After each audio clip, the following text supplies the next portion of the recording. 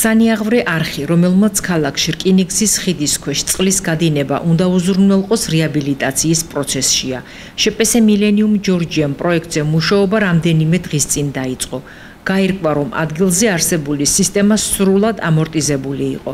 შესაბამისად, სწორედ ამით იყო განპირობებული ის ვითარება, რომელიც ზედიზედ ორჯერ წვიმიან დღეებში რკინიგზის ხიდის ქვეშ, ეგრეთ წოდებულ გვირავთან დადგა. რამაც თავის მხრივ ქალაქში პრობლემები შექმნა.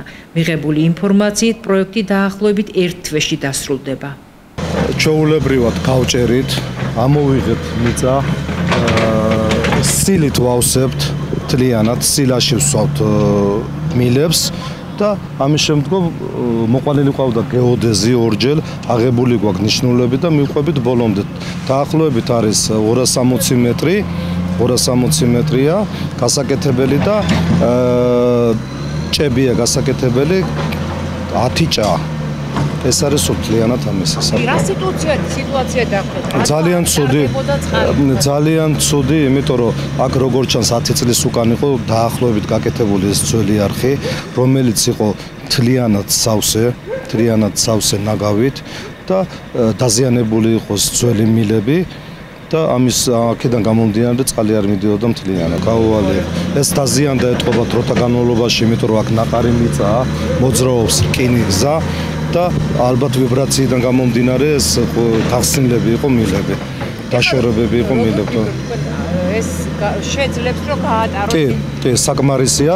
თან პარალელურად ვაკეთებთ მეორე არხის აღდგენას. რომ შეეძლოთ გამოწმენდა, დაზიანებულები ამოვიღეთ, რაც იყო დაზიანებულები და ვფიქრობ, რომ ქალაქისთვის იქნება ძალიან კარგი. წლების განმავლობაში წყალი დგება რკინიგზის ხიდის ქვეშ, რაც ხელს უშლის ავტომობილების გადაადგილებას, რისთვისაც მუნიციპალიტეტი ახორციელებდა ხოლმე დამატებით სამუშაოებს, რომ წყალი მოეშორებინა აღნიშნული გვირაბიდან, მაგრამ არ იძლევა რელიეფური მდგომარეობა მაგის საშუალებას და ამიტომ შეძენილი იქნა პროექტი, გამოცხადებული იყო ტენდერით და დაწყებული აქ დღევანდელ დღეს უკვე სამუშაოები, სარეაბილიტაციო სამუშაოები.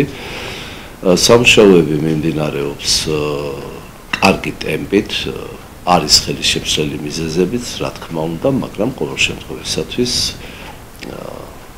ჩვენი ერთობლივი ხარში დგომით ვახორციელებთ აღნიშნულ პროექტს და ვუწყობთ ხელს და მიმდინარეობს რაღაც გარკვეულ ეტაპზე უკვე სამუშაოები შესრულებულია, ალბათ 1/3 სამუშაოების და ნახავთ კიდევ თუ როგორი გრუნტი იქნება, მასზე ბევრია დამოკიდებული გრუნტიდან გამომდინარე, რა სამუშაოებს გავაკეთებთ მომავალ კვირაში, უკვე ვანახებს შესაბამისად აღნიშნული მდგომარეობა.